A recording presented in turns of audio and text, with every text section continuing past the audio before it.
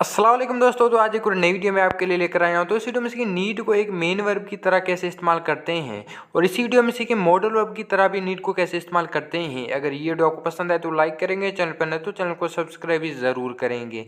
अगर आप भी नीड के इस्तेमाल सीखना चाहते हो तो इस वीडियो को लास्ट तक ज़रूर देखेंगे। तो पहले हम नीड को एक मेन वर्ब की तरह इस्तेमाल करेंगे। तो देखिए, तुम्हें वहाँ जाने की ज़रूरत है, तो देखिए यहाँ हम नीड को एक मेन वर्ब की तरह इस्तेमाल करेंगे। तो देखिए यू नीड टू गो दियर, तुम्हें वहाँ जाने की ज़रूरत है। और दूसरा सेंटेंस, उसे पानी पीने की ज़रूरत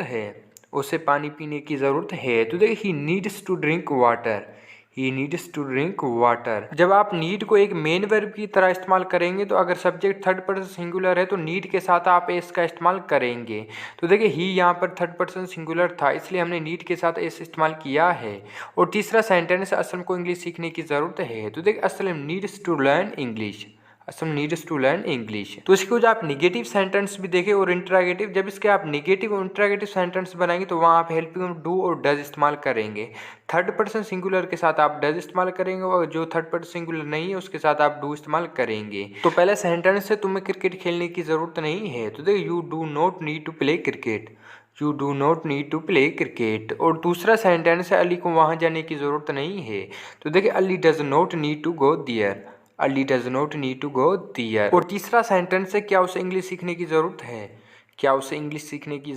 तो देखिए does he need to learn English, क्या उसे इंग्लिश सीखने की ज़रूरत है। जहाँ नीड को आप मेन वर्ब की तरह इस्तेमाल करेंगे तो वहाँ हेल्पिंग वर्ब डू और डज इस्तेमाल करेंगे। जब इसके आप इंट्रागेटिव सेंटेंस बनाएंगे तो आप डू या डज रखेंगे, उसके बाद ही सब्जेक्ट रखेंगे। तो अभी हम नीड को एक मॉडल वर्ब की तरह इस्तेमाल करेंगे। तो देखिए तुम्हें वहाँ जाने की ज़रूरत है, तो देखिए यू नीड गो दियर। जब नीड को आप एक मॉडल वर्ब की तरह इस्तेमाल करेंगे तो आप नीड के बाद टू इस्तेमाल नहीं करेंगे, डायरेक्ट जो ही मेन वर्ब होगा उसके बाद वही रखेंगे। और दूसरा सेंटेंस है, उसे सच बोलने की ज़रूरत है, तो देखिए ही नीड स्पीक ट्रूथ। और थर्ड पर्सन सिंगुलर के साथ आप इसका इस्तेमाल नहीं करेंगे। और तीसरा सेंटेंस है, असलम को इंग्लिश सीखने की ज़रूरत है, तो देख Aslam need learn English, Aslam को इंग्लिश सीखने की ज़रूरत है।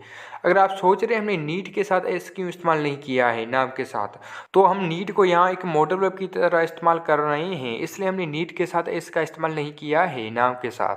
तो कुछ और भी आप सेंटेंस देखें तो देखिए मुझे पैसों की ज़रूरत है, तो देखिए आई नीड मनी। और दूसरा सेंटेंस है, असलम को कार की ज़रूरत है, तो देखिए Aslam need a car, Aslam को कार की ज़रूरत है। और तीसरा सेंटेंस, उसे नौकरी की ज़रूरत है, तो देखिए ही नीड ए जॉब, उसे नौकरी की ज़रूरत है। तो देखिए ऐसे सेंटेंस जिसमें दूसरा कोई मेन वर्ब नहीं है तो नीड के बाद आप डायरेक्ट ऑब्जेक्ट रखेंगे। तो पहले सेंटेंस में जैसे ऑब्जेक्ट था मनी, तो नीड के बाद हमने मनी रखा है। जब नीड को आप एक मॉडल वर्ब की तरह इस्तेमाल करेंगे तो आप थर्ड पर्सन सिंगुलर के साथ एस का इस्तेमाल नहीं करेंगे। तो इसके कुछ आप निगेटिव सेंटेंस भी देखें एक मॉडल वर्ब की तरह, तो देखिए तुम्हें झूठ बोलने की ज़रूरत नहीं है, तो देखिए you need not tell a lie, तुम्हें झूठ बोलने की ज़रूरत नहीं है। दूसरा सेंटेंस, असलम को वहाँ जाने की ज़रूरत नहीं है, तो देखिए असलम नीड नॉट गो दियर, असलम को वहाँ जाने की ज़रूरत नहीं है। जब इसके आप निगेटिव सेंटेंस बनाएंगे तो वहाँ आप नीड के बाद टू इस्तेमाल करेंगे। और तीसरा सेंटेंस है, क्या असलम को इंग्लिश सीखने की ज़रूरत है, तो ये है इंट्रोगेटिव सेंटेंस। तो देखिए नीड असलम लर्न इंग्लिश, क्या असलम को इंग्लिश सीखने की ज़रूरत है। तो अभी नीड को हम पास्ट में इस्तेमाल करेंगे, पहले हम इसको मेन वर्ब की तरह इस्तेमाल करेंगे। तो पहला सेंटेंस है, तुम्हें इंग्लिश सीखने की ज़रूरत थी, तो देखिए you need to learn English, तुम्हें इंग्लिश सीखने की ज़रूरत है। और दूसरा सेंटेंस, उसे वहाँ जाने की ज़रूरत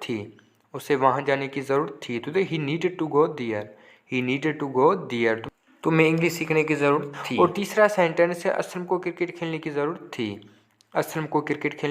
थी, तो देख Aslam needed to play cricket, Aslam को क्रिकेट खेलने की ज़रूरत थी। जब नीड को आप मेन वर्ब की तरह इस्तेमाल करेंगे पास्ट में तो आप नीड की सेकंड फॉर्म इस्तेमाल करेंगे, तो नीड की सेकंड फॉर्म है नीडेड, और नीडेड के बाद टू इस्तेमाल करेंगे और जो ही दूसरा मेन वर्ब होगा सेंटेंस में वो आप टू के बाद वो रखेंगे। तो आगे से कुछ आप इंट्रोगेटिव निगेटिव सेंटेंस भी देखें, तो देखिए तुम्हें वहाँ जाने की ज़रूरत नहीं थी, तो देखिए ये सेंटेंस है नेगेटिव का, तो देखिए you did not need to go there, you did not need to go there, तुम्हें वहां जाने की जरूरत नहीं थी। जब नीड को आप पास्ट में एक मेन वर्ब की तरह इस्तेमाल करेंगे तो वहां आप हेल्पिंग वर्ब डिड इस्तेमाल करेंगे नेगेटिव और इंटरोगेटिव सेंटेंसों में। और दूसरा सेंटेंस, उसे क्रिकेट खेलने की जरूरत नहीं थी, उसे क्रिकेट खेलने की जरूरत नहीं थी। तो देखिए he did not need to play cricket, he did not need to play cricket, उसे क्रिकेट खेलने की जरूरत नहीं थी। और तीसरा सेंटेंस है क्या उसे वर्जिश करने की जरूरत थी। तो देखिए ये सेंटेंस है इंटरोगेटिव का। तो देखिए did he need to take exercise, did he need to take exercise. तो अब नीड को हम पास्ट में इस्तेमाल करेंगे एक मॉडल वर्ब की तरह। तो देखिए तुम्हें वहां जाने की जरूरत थी, तुम्हें वहां जाने की जरूरत थी। तो you need to go there, you need to go there. जब नीड को आप पास्ट में एक मॉडल वर्ब की तरह इस्तेमाल करेंगे तो नीडेड के बाद आप टू इस्तेमाल नहीं करेंगे, डायरेक्ट जो मेन वर्ब होगा आप वही रखेंगे। और दूसरा सेंटेंस है उसे सच बोलने की जरूरत थी, उसे सच बोलने की जरूरत थी। तो देखिए he needed speak truth, he needed speak truth, उसे सच बोलने की जरूरत थी। और तीसरा सेंटेंस है तुम्हें वर्जिश करने की जरूरत थी, तुम्हें वर्जिश करने की जरूरत थी। तो देखिए you need to take exercise, you need take exercise, तुम्हें वर्जिश करने की ज़रूरत थी। तो यहाँ हमने नीड को एक मॉडल वर्ब की तरह इस्तेमाल किया है पास्ट में। तो ये थी आज की वीडियो। आई होप कि ये वीडियो आपको पसंद आए, अगर पसंद आए तो लाइक करेंगे, चैनल पर नए तो चैनल को सब्सक्राइब भी ज़रूर करेंगे।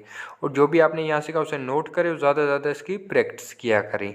और ये वीडियो आपको कैसी लगी कमेंट में हमें ज़रूर बताएंगे।